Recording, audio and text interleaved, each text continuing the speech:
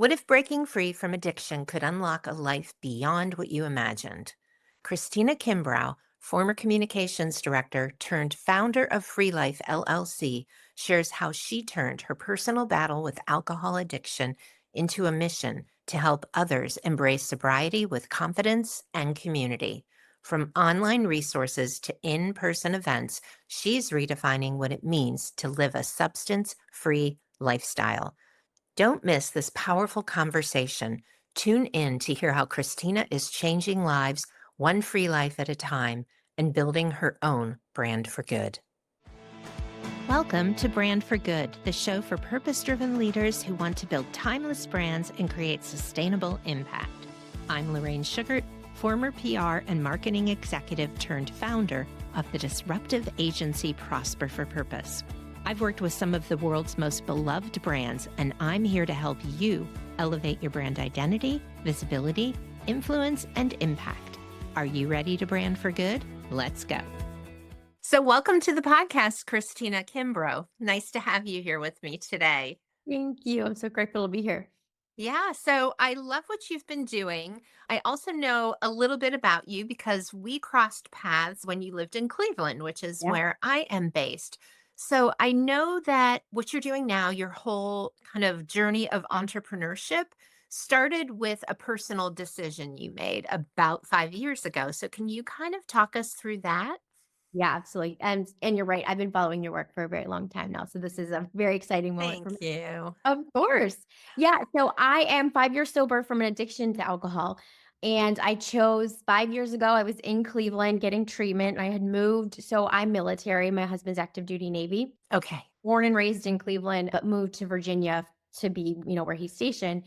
And I just hit a low one day and kind of realized I needed to get help. So I moved back home to Cleveland, just have good help there, just a good home. Yes. I wanted to be around family. And yeah, February 3rd, 2020, I quit drinking. So Congratulations. thank you. That's so good. And so you were away from your husband for a while. Yeah. Yeah. I Okay. think like 8 or 9 months. But the thing is, so military, that's unfortunately, but it is what it is, a par for the course for us.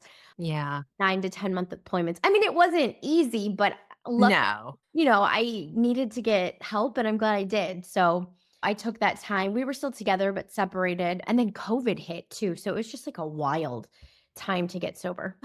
Yeah, that is a wild time because most people were drinking more if the Yep. videos are any testament to that. So what was that like being away from your husband and going through something really difficult? Yeah, it was hard. I think in hindsight, though, I kind of needed that separation. I always say we have a lovely marriage, and when you're military in particular, like you have to learn to go with ebbs and flows. Like this life is crazy. And so you have to have flexibility. And to be honest, I needed that time to focus on myself. So I got lucky that I have a wonderful spouse that could support me. Right. It's called recovery capital, so, like, the capital that you need to get and take care of yourself. I had some trauma I needed to work through that, of course, I'd been put Yeah. off. So, yes, it was hard, and it was the best decision for us and for me. Well, I just want to take a minute and acknowledge you because that had to be very, very challenging. One, to give up alcohol, and one, to go away from your person in order to take care of yourself. And so that to me is what courage is doing the right thing, even when it's really hard. So I just want to acknowledge that. So thank you for sharing that with our listeners.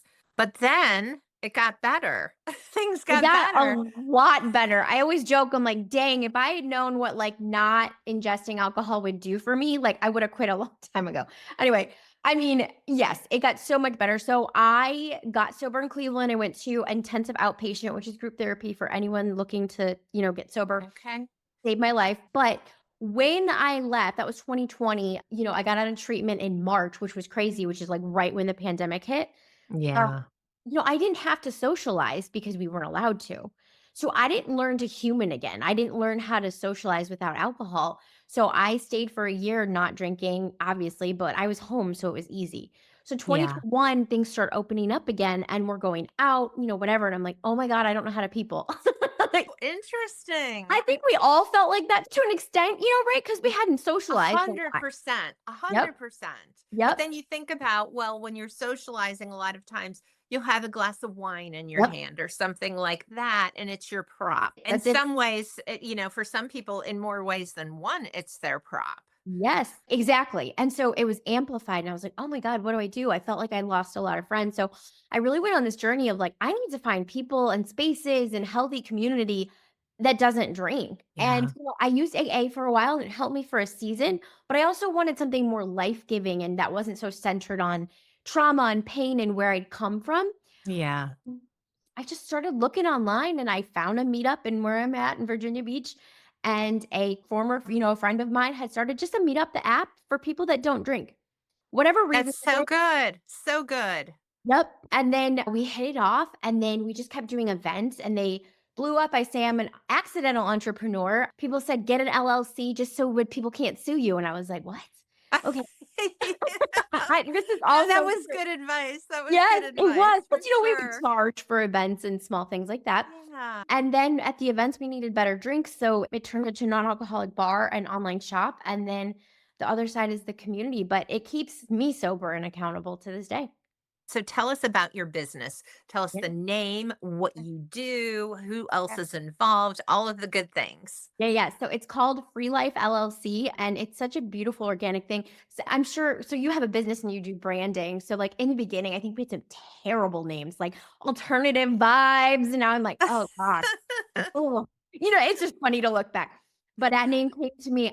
I was like in that dream state at like 3 a.m., just kind of like had to Yeah. think of names. And when I didn't stress, Free Life came to me because it was like when I gave up drinking and obsessing about all of it and moderating, my life was free, right? In every way I Mhm.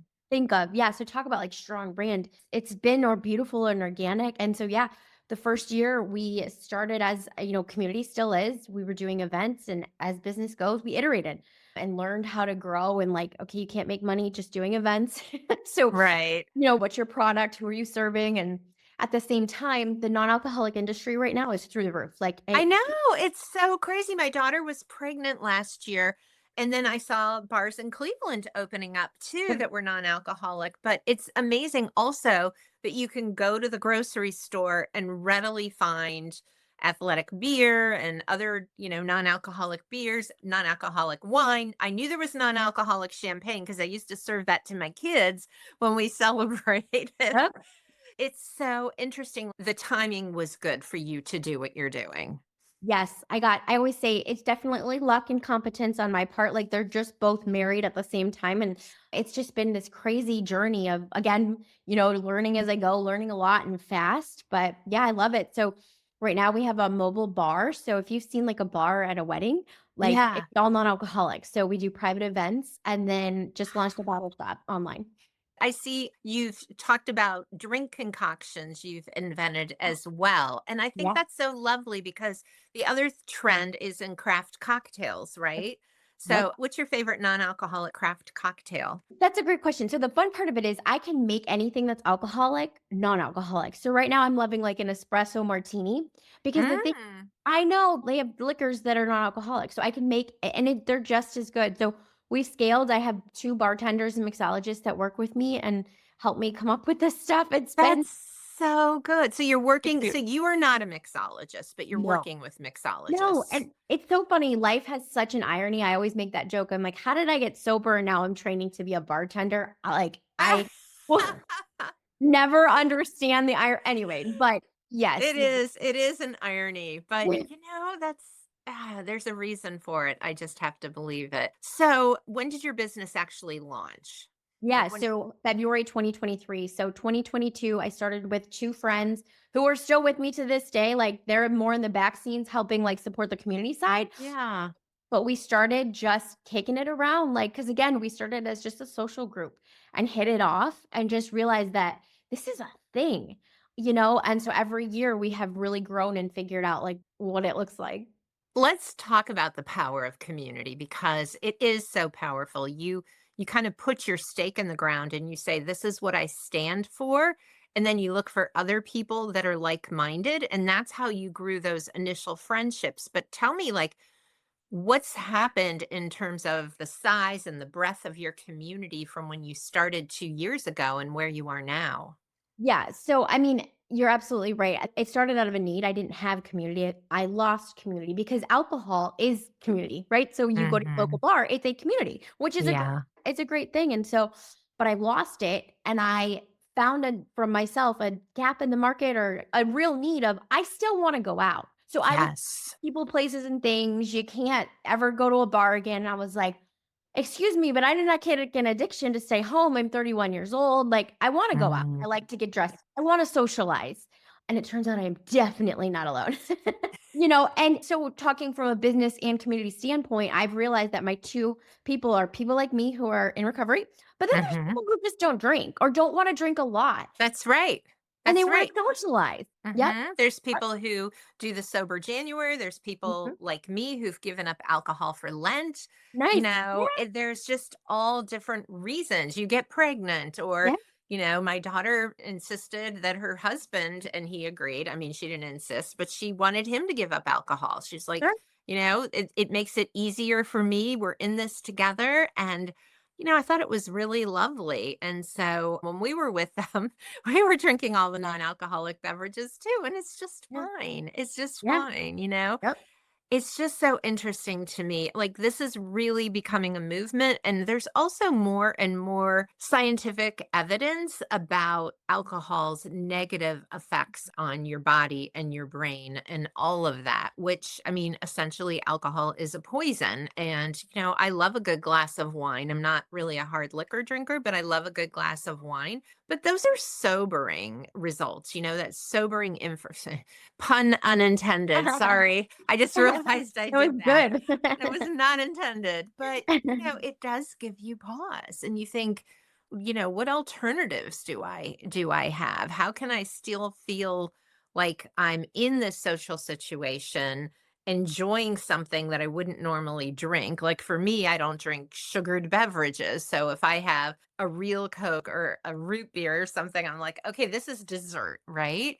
And I think, like, we have all these associations with different things we drink and what it means and the stage it sets. So I think that this really is an idea whose time has come because of this cultural shift towards alcohol and then the scientific evidence that supports it. Yes, yes, your insights are I mean, I couldn't have summed it up better, yes. And then there's the piece of also we're lonelier than ever. We talk about statistics. Like Vivek Murphy or Murthy, I think he was our former Surgeon General, she was talking about that. There's a loneliness epidemic. And again, Yes. spend 3 hours on, that, not to go on a tangent, but I see it and I'm aware of it. And so I'm trying as a founder, leader, and business owner to show people we can socialize without alcohol and what does like healthy community look like. So basically kind of taking what alcohol has, or taken away or how it's hurt us and rebuild something new. And to be honest, I'm in the middle of it. So to circle back to your question, I mean, I've done events where I had 100 people, but I've also done events where I had 2 or 1 or 0.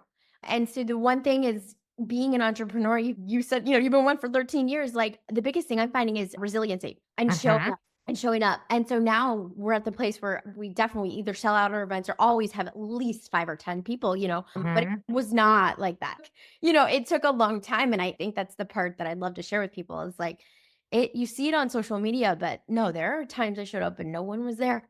Yes. And you know what? You do it anyway. And that's the thing. I do events. I do Yeah. Women's Entrepreneurship Day in Ohio.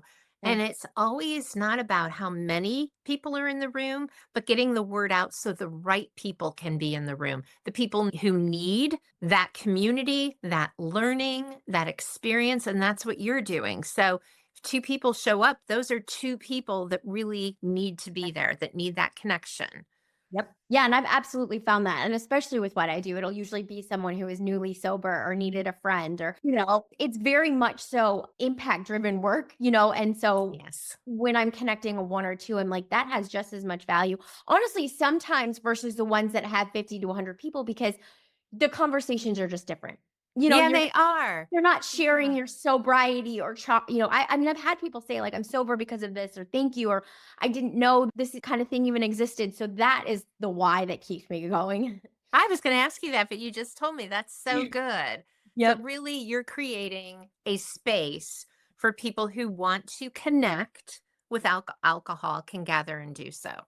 that's it. And our tagline is like forming deep connections without alcohol, because I think the other piece that we've been lied to through marketing is that, oh, your connections when you're drinking are deep and they're fulfilling. And I'm like, well, half the time we don't remember what we said, or we said That's something. so weird. I've never heard that. I would Well, never yeah. believe that to be true. Yep. It's That's always wild. it's wild. So a woman who laid the groundwork for my work is Holly Whitaker, and she wrote a book called Quit Like a Woman. I So love that. it's good. Yeah, and it's so powerful because she goes back and, like, does the parallels to, like, the cigarette industry and the alcohol industry and Uh, we are in the marketing, especially marketed towards women, make it yes. glamorous to drink, right? Yeah. And drink in excess. And so I always say, I'm like, well, if they can glamorize drinking, then I'll glamorize the hell out of, being sober.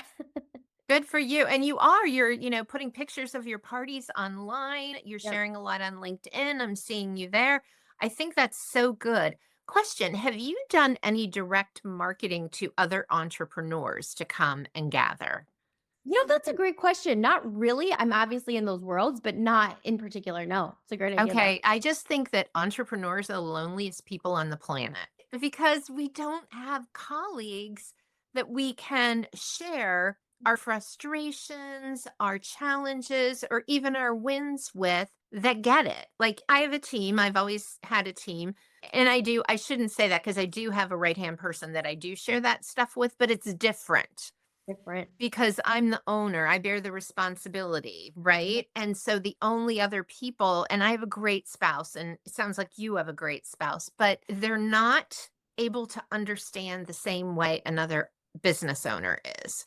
And so Yes. I was just thinking that would be really interesting, to even if they're not sober, just to go to an evening with other business owners and network and have that experience and opportunity because contrary to what you were saying, marketing says you can have deeper conversations by gathering with people and not drinking, right? Because, like you said, then it becomes about the drinking and not about the connection. Yes, exactly. And I thank you. That's so validating because I am in obviously early stage entrepreneurship and it is so lonely. It is so lonely. It Lonely. is. I'm like, my husband is a military, so that's a very hard job. But I always tell him, I'm like, you have people who you can Oh, talk yeah. to and complain to Yeah. or whatever, or workshop. I think the thing that's hard is right. I am the single point of failure. So you know what I mean? So if I'm not doing it or I'm not motivated that day, well, so Yeah. Yeah. Christina, where can more people learn about you and your business? We'll have the links in the show notes, but just tell people how they can learn more. yeah, of course. So freelifellc.com would be the website and online bottle shop, and then Free Life LLC on all platforms. Okay, great. Anything else that I didn't ask you that you'd like to share? No, I think this was great. I mean, it's just you hit on all the different things and I appreciate what your work and what you do. And thank you for letting me be here because I knew I was like, I am definitely a purpose-driven brand. Like that You is, are. You yeah, yeah, are. business for Yeah. good. So thank Yeah, you. it was so good talking to you again. And I so admire what you're doing. And I will continue to follow you. And I encourage everyone listening to this interview to continue to follow or to start following as well. So thank you so much for being here on Brand for Good. And thank you, everyone, for tuning in today. Thank you so much for tuning in to the Brand for Good show. If you like what you heard, please hit the subscribe button so you never miss an episode and leave a review so other purpose-driven leaders can find this valuable content. To learn more about building a brand for good, please visit prosperforpurpose.com for more resources and information on all the ways you can work with us.